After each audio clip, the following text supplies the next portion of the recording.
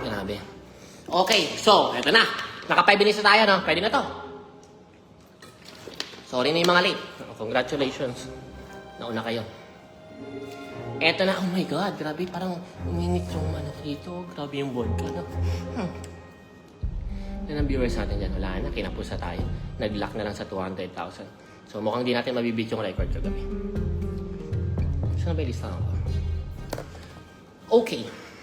So, ito yung mga gusto kong sabihin. Hindi nyo pa naman alam kung ano yung topic yun, no?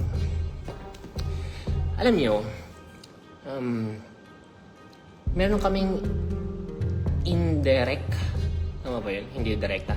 Meron kaming indirect encounter ni Daniel Padilla. Indirect, parang indirect. Kasi meron siyang isang fan before, parang solid fans club ng Katniel na kachat and tinatanong about kay Sian Gasa, ano ba yung sinasabi niya kay Barbie Imperial. Ganun, way back 2021 yata to, going 2022, I'm not sure na, ano. Oh, diyan ka na ba? Baka may ginagawa ka pa. Mag-stop muna ako mag-a-adjust. Yung anak mo, baka iniwan mo dyan yung anak mo. Ha? Sabi ko sa'yo, puro ka chismis. So, meron kaming indirect encounter ni Daniel Padilla. Sabi niya dun sa kachat niya, na screenshot eh. Nung in-open up, ano yung masasabi niya dito kay Sian Gasa? Sabi niya, huwag niyo pansinin yun. Ito pa yung pangalawa. Nonsense. Saktan ako. Doon ako nagkahugot. Well, totoo naman, hindi naman ako nagmamagaling. Totoo naman na nonsense ako at hindi naman ako kapansin-pansin. Until now, hindi naman matakas yung tingin ko sa sarili ko. No? Pero, nasaktan pa rin ako.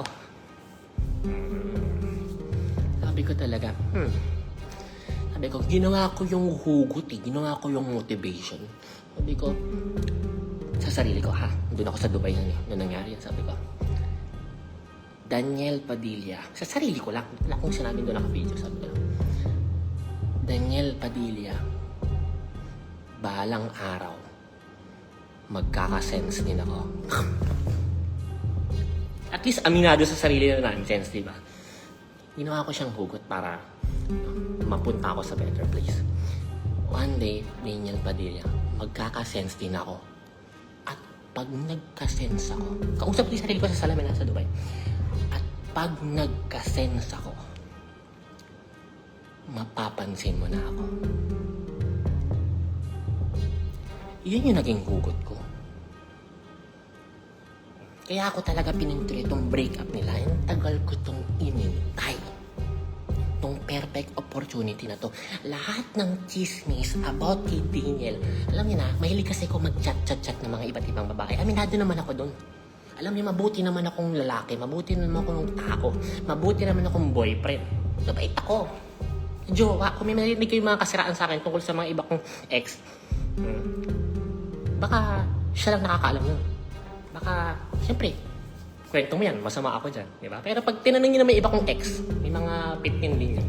Pag tinanong nyo naman sila, mabait naman ako. Isa lang talaga yung problema ko na sasabihin nila sa yung na same na comment. Mahilig ako makipag-chat. At dahil mahilig ako makipag-chat, ang dami ko nasasagap na chismis. Ang tagal ko nang alam yung pambababae ni, tagal na, legit yan. Pero iniipon ko lang. Saan ko iniipon? Iniipon ko na mag-break sila. Iniintay ko lang yung perfect opportunity na i-explore ko.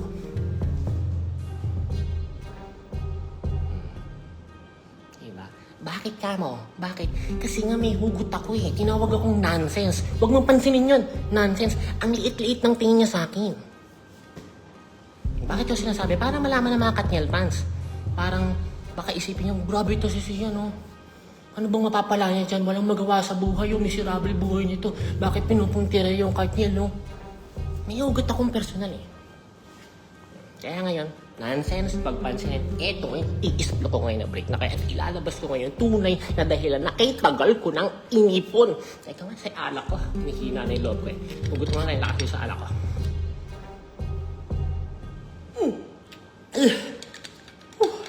Kipait ng Katniel fans. Okay, so Going back. Saan ako? Nahilo ako sa alak. Lakas. Init. Going back. So, ngayon, pupunta na naman sa akin. Alam mo, na-realize ko, nandun na ako sa point ng buhay ko na kaya ko palang sumira ng karir. Sa totoo lang, no? Sabi ko, grabe naman pala tong, parang kakaiba yung power na binigay sa akin ni Lord. Na parang, kaya ko palang sumira ng karir ngayon. Kaya kong sumira ng buhay ngayon. And at the same time, kaya ko rin linisin yung pangalan ng isang taong sinisiraan. So, for example, sino ba yung tropa ko na palaging lagi may issue? Lagi may problema? Si Zainab. Di ba? Palagi yung nasisiraan. Ang dami-dami yung mga sinasabi yan. Maraming nakakaaway yan. Sino ba yung palaging nagpo-post pag nadadali na si Zainab? Siyempre, yung kanyang beshi-beshi tropa na si Sian. Pero ako naman, pag alam kong nasa mali yung tropa ko, hindi kita dedepensahan, masisira ako dyan eh. Pag alam kong nasa tama ka, dudurugin natin yung kalaban mo, ilalabas natin yung katotohanan. Ganun yun. Same with dito na nangyari ngayon kay Daniel Padilla. Sa totoo lang, no? Malaking tama to sa karir niya. Ako, nag-iintay na ako ng cyber libel. Kasuhan? Sanay ako dyan, huy! Nag-iintay ako, 2 cyber libel. Piling ko yan yung Christmas gift ko. Oh, siyempre alam nilabas ko yun eh. In-expose ko yun. Siyempre, may consequences yung actions ko. And legally speaking, masasampahan ako ng cyber libel. Kung saan man sila magsasampa, problema na nila yan. Basta ako, handa na ako.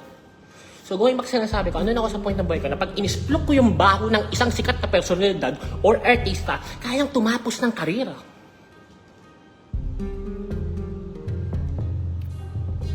Bakit ka mo? Yung image nila sa publiko, yun ang brand, yung pinaka-pera nila, yung milyon nila, yung pinaka-brand nila. May katumbas na halaga yung brand na yun. Milyon. And dahil sa inisplok ko to, maapektuhan yun. Siyempre, makaka-move on din ang publiko after 6 months. Alam mo naman sa Pilipinas, issue lang ngayon. Bukas, nakalimutan na. 1 year, dun makaka-recover yung career niya. No? So, with great power comes great responsibility also. No, kailangan, putik, maingat pala ako. Bakit nga mo? Kasi yung power na to, very fragile. Paano naging fragile? Mag-splok lang ako ng isang kasinungalingan na inventong kwento na bigla akong, kunyari, sabihin ko, kunyari, example lang to. Example lang ha, baka i-cut nyo to. I-save nyo, tapos i-upload nyo sa TikTok. Example lang to. You okay? Okay. Example lang to. Kunyari, i-splok ko. Dominic Roque, may kinita na ibang babae. Nalaman ni Bea Alonso. Example lang ha, baka i-crop nyo pa. Tapos, pag splok ko, biglang napatunayan na hindi totoo. Yung great power ko na yun, na kaya kong sumira ng buhay, sa sumira ng career, or iligtas yung mga kaibigan ko sa mga shits ng buhay nila, biglang mawawala yung power na yun. Naiintindihan nyo? So, itong great power na pinagkaloob sa akin, doon ako sa point ng buhay ko na kaya kong sumira ng buhay, kaya sumira ng career, kaya ko rin linisin yung isang tao. Very fragile to. One mistake lang, magsabi lang ako ng isang kasinungalingan na hindi totoo na madebunk ng mga tao, tapos ang power na yun. Wala na akong credibility. Kaya pinapangalagaan ko mabuti yun, and I make sure na lahat ng inisblok ko about Andrea Brillantes, about Katniel, ay 90%, at least 90% totoo.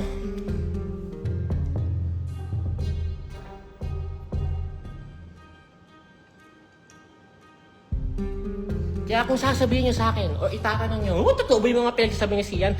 Definitely, sinurbol ko yun. Ang tagal kong inipon yun for the past 2 years. Naku, baka nag-iimbento lang naman. Hindi naman very loyal naman itong si Daniel, hindi naman babae. Tagal kong inipon yun. At tinataya ko yung pangalan ko, yung power na tinatawag, na great power comes great responsibility, na pag nagsinungaling ako at sinabi ko itong mga sinabi ko ngayon, last video ko na hindi totoo pala, at na-debunk yun, sira ako. So, tinaya ko pangalan ko. So, So kung sasabihin sa akin, Sian, how sure are you? I'm sure 90%. Yung 10%, yung mga maliliit na detalye na lang. Okay? Check ko lang yung maid ko. Nagmamap siya eh. Hindi ko yung jowa, maid ko yun. Okay. Next topic. Eto na. Ito yung pinaka-topic. Bakit natin ginawa yung biggest Facebook Live in Philippine history? Ano yun? Chismis culture in the Philippines. Chismis culture sa bansang Pilipinas. Na meron lang mag-post na isang no one na i-post yung picture ni Andrea Brillantes na hindi naman kilalang tao to Andrea Brillantes, i-post yung picture sa Spain ni Daniel Padilla. Pag samasamahin sa isang post, magiging katotohanan na papaniwalaan ng mga tao. Tama? Ganyan, hindi lang to first instance. Ganyan ang chismis culture in the Philippines. May magpo-post na si ganito, syabet daw ni ano. Papaniwalaan na agad ng tao kahit walang fact-checking.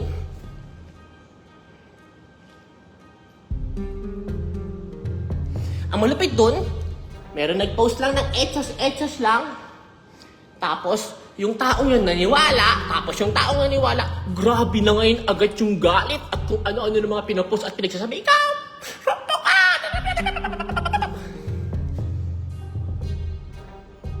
Tama. For example, I'll give you one example na ginawa akong experiment, no? Kanina nag-post ako ng picture sa elevator. Post ko, walang caption, picture lang, nakatalikod, isang babae, isang lalaki, walang caption. Nilagay ko sa top comment, ano sabi ko? Random picture lang po, hindi ko kilala.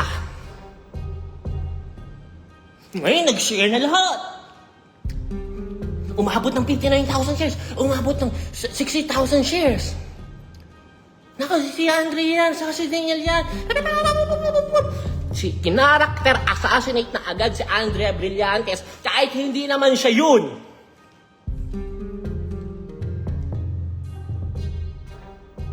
Ang dami ng umikot na kwento na ano kayang ginawa nila sa condo. OMG, OMG. Wala akong sinabi sa caption, ha? At sinabi ko random picture, hindi ko kilala. And same thing happening in the Philippines always sa lahat ng issues, sa lahat ng chismis, kaya shook a bit bad or whatsoever, that's the chismis culture in the Philippines, na kapag yung isang bagay na paninira ay pinaniwalaan ng maraming tao, ng milyong-milyong tao, yung paninira na imbentong kwento ay nagiging katotohanan na.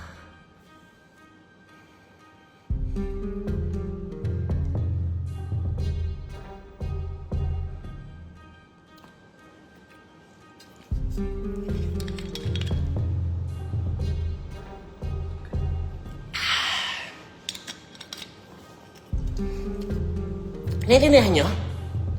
This is the problem in the Philippines. Na pag sinabihan na si Sian Gasa, patong-patong ang kaso sa Pilipinas, syndicated estafa. Tapos, lagay ng picture. Lagay sa poster niya mukha ko. Tapos, lagay ng sulat sa ibabaw ng picture, wanted. Tapos, lalagyan na namang inventong kaso na maraming kaso. Iisa lang naman kaso ko.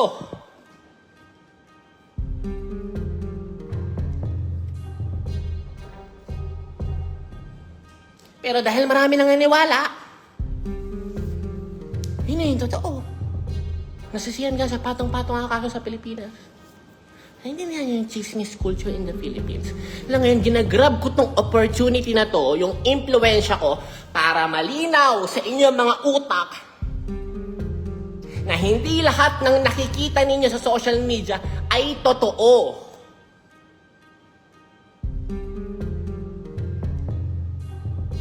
Hindi porke nakita nyo, meron itong picture ito, meron picture ito, at ginawa na namang habang kwento sa caption, hindi porket may nakita kayo sa social media, totoo na yun, no, kailangan nyo mag-fact-checking. Na kung maniniwala man kayo sa chismis na yun, 50% lang, kailangan may 50% doubt pa rin.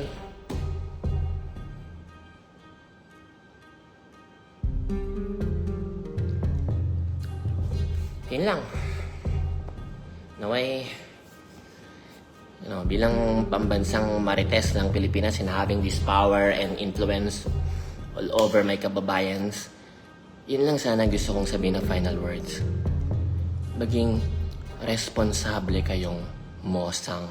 Maging responsable kayong marites. Okay? Chismis and paninira are two different things. Posible na yung chismis ay katotohanan na chinika-chika.